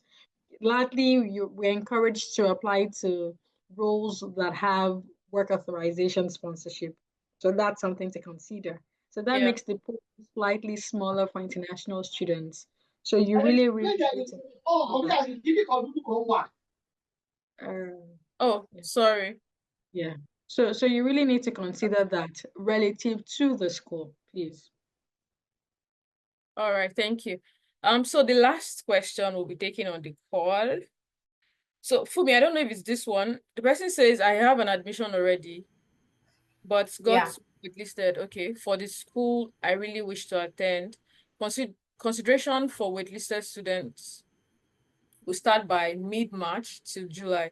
I do want to wait and see if I'll be able to get admitted into the waitlisted school, but I am a bit worried about the timing.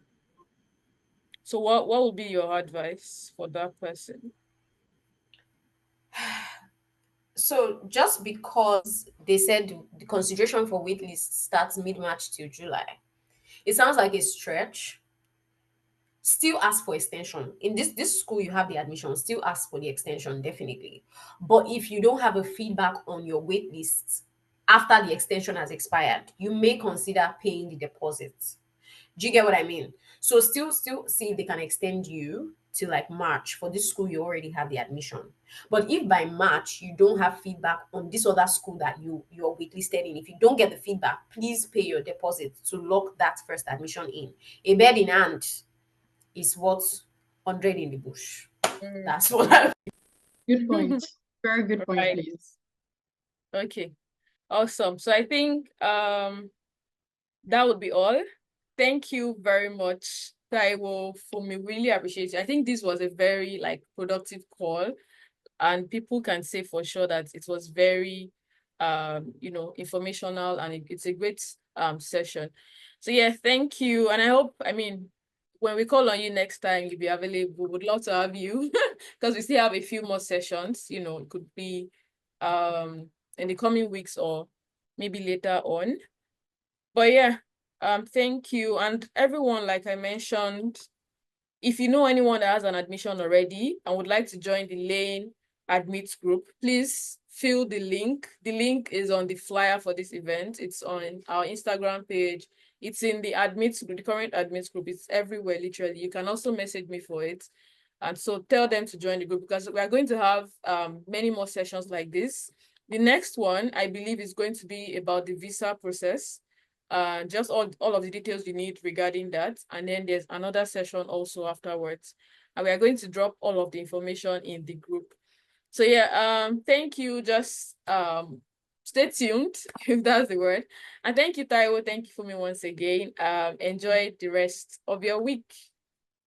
Thank you so much for having us. Thank you for having us. Femi, I see your hand is up. Please drop your question in the Lane group chat. I'm sure someone will definitely answer the question. We're excited to have done this with you guys. And so okay, sorry.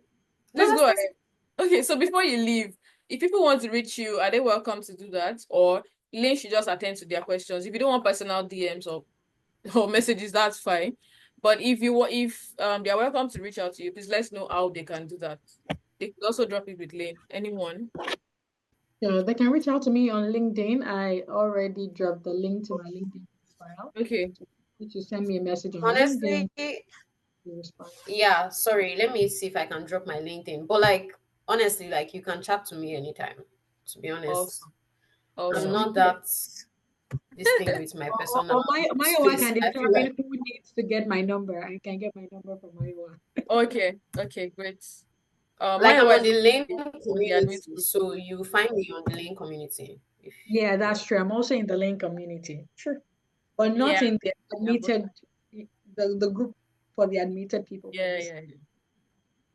All right, awesome. Thank you very much. Take care. Bye, everyone. Bye, everyone. All right. Bye. Bye.